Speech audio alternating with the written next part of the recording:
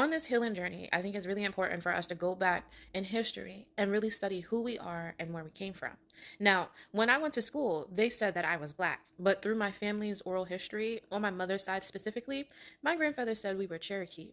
So, with that information from my grandfather, I decided to go back within history and study some books and read some information about the history of the indigenous people within Americas. And I specifically wanted to learn about their spirituality and their spiritual practices. So I went back to find the oldest book I could find. And here is this book written by Roger Williams, written in 1643. It is called The Language of the America. One thing that stood out to me when reviewing this book is that when the colonizers arrived to the Americas, they immediately renamed the people. You see, the people were broken up into tribes, and instead of acknowledging them by their names, they called them Indians. You see, the book quite frequently refers to the indigenous people as barbarians or heathens, and they were coming there to civilize the people. I think that word civilized is really interesting because that word wasn't invented until the 1600s, around the same time this book was written. Now, how they civilized the indigenous people is by teaching them religion. But the indigenous people had their own traditions, their own religion, their own spirituality that just so happened to be closely associated with Judaism. You see, this book, written in 1643, said that the indigenous people within the Americas' words were closely associated with the Hebrew language.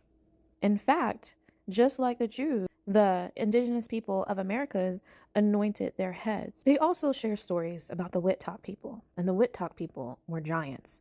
They were men that created miracles, and they often spoke of the Wittok people of being people that could walk on water, just like the Son of God. And I thought that was really interesting because I've never heard anyone discuss within the American public school educational system that the indigenous people of the Americas' words were closely associated with the Hebrew language. So I went to find another resource and I found this book called Sacred Formulas of the Cherokee. Now, this book was written in 1891 by James Mooney. It says that on page 340, there's supposed to be a section about the Cherokee gods. But when I scroll down to that page, that is the only page missing from the book. You don't find that suspicious?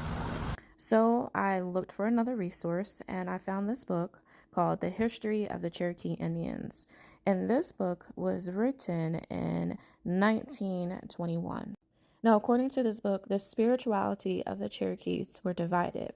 One group worshipped the sun, the moon, and the stars and other gods, while the other group worshipped a trinity of beings. Now, they claimed that Yahuwah was the name of their great king, and that great king told them to rest every 7 days and devote that seventh day to talking about God. They also had a great flood story about the earth being destroyed with water, and next it will be destroyed by fire. You see, the Cherokee spiritual practices mimicked a lot of the stories within the Bible. For instance, the story of Abraham was called Aquahami, and their story of Moses was called Wasi, which led many people to believe in their time that the Cherokees were actually Semitic.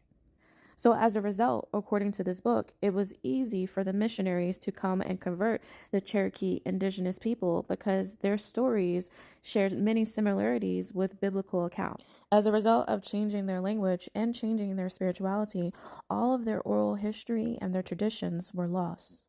You see, the ships that the indigenous population of Americas was put onto were ships of worship. You see, according to this book, Jehovah and the Other Gods, written in 1904, it said that the indigenous people, the Indians, they were Semitic through the line of Abraham. So according to this book, the Indians were descendants of Ishmael, Abraham's firstborn, the son of Hagar. The Indians were free spirits, and they were the only ones in the world that had control over evil influences. And because their knowledge was lost, the succeeding class of the Indians was the Freemason order. Reading those books was really eye-opening because you clearly see when they got all the tribes together, changed their religion, made them worship a new god, they put them into a new ship, a ship called citizenship, because they civilized the people. And of course, we know citizenship is a form of slavery.